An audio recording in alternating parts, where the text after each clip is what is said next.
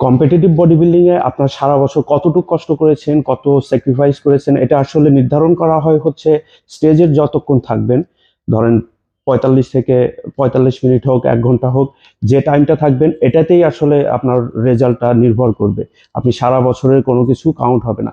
মাত্র কয়েকটা দিন, 1 সপ্তাহের মতো সময় আছে আমাদের ন্যাশনাল বডি বিল্ডিং কম্পিটিশন শুরু হতে যাচ্ছে।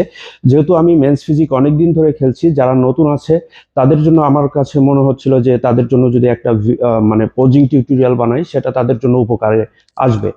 সো আমাদের আমাদের অনেক বেশি কম্পিটিটর বাড়ছে।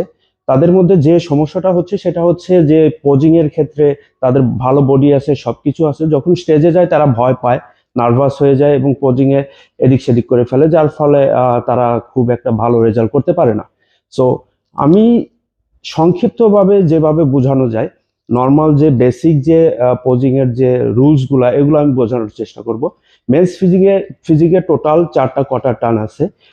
কোয়ার্টার টার্ন গুলো আমি দেখিয়ে দিচ্ছি। তো এই কোয়ার্টার টার্ন গুলো হচ্ছে বেসিক, যে আপনি স্টেজে যখন থাকবেন, সবার সাথে যখন কম্প্যারিজন হবে, তখন এই কোয়ার্টার টার্ন গুলো কিন্তু দিতে হবে। তো প্রথম যে প্রথম কোয়ার্টার টার্নে হচ্ছে রাইট হ্যান্ড এই আপনার কোমরে থাকবে, and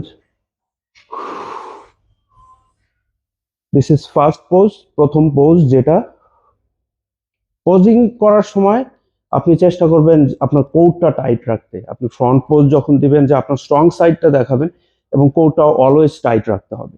this is first pose,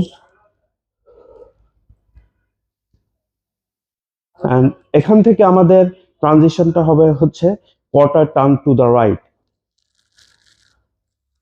একটা পা, ডান পাটা পিছনে থাকবে, আপনি ফ্রন্ট সাইড থেকে রাইট সাইডে হচ্ছে আপনি টার্ন করবেন। তো এটা করার ক্ষেত্রে হচ্ছে লেফট হ্যান্ডটা হচ্ছে জাজেসদের মানে দিকে থাকবে, এই অবলিক্সটা করে।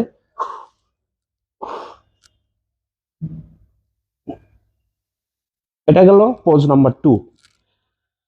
পোজ নাম্বার 3 যেটা, সেটা হচ্ছে again quarter turn to the right. এটা হচ্ছে আমাদের ব্যাকে যায়। তো ব্যাক করার সময় সেম আপনার ব্যাকটা স্প্রেড করে রাইট হ্যান্ডটা কোমরে রাখবেন। আমাদের বাংলাদেশে বাইরের কান্ট্রিগুলোতে এটা না দেখলেও, তো বেসিক যে এটা আছে, আমাদের এই কনসেপ্টটা খুব ভালোভাবে মানা হয়।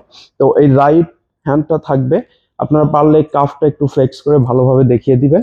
সো এটা হচ্ছে পোজ নাম্বার 3।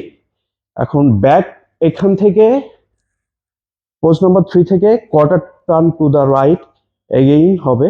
তো এটার ক্ষেত্রে হচ্ছে বাম পাটা পিছনে থাকবে এবং রাইট হ্যান্ডটা কোমরে থাকবে। তারপর ফ্রন্ট নর্মাল পজিশন যেটা, এটা থাকবে। তো এই হচ্ছে বেসিক যে পোজগুলা, 4টা পোজ।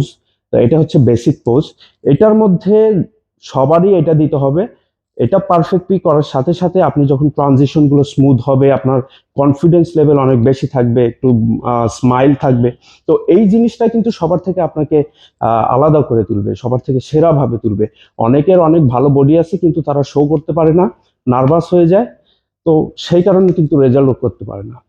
সো এটা মাথায় রাখবেন, স্টেজে যখন উঠবেন, স্টেজটা আপনার, এবং নিজের মতো করে পোজিং এর সময় কিছু ট্রানজিশন ক্রিয়েট করবেন যাতে সবার নজর আপনার দিকে থাকে। তো যারা কম্পিট করছেন, men's physique, body building, women category, সবার জন্য শুভকামনা। দেখা হচ্ছে 20 তারিখে NSC টাওয়ারে। সেই পর্যন্ত সুস্থ থাকুন, ভালো থাকুন। আল্লাহ হাফিজ।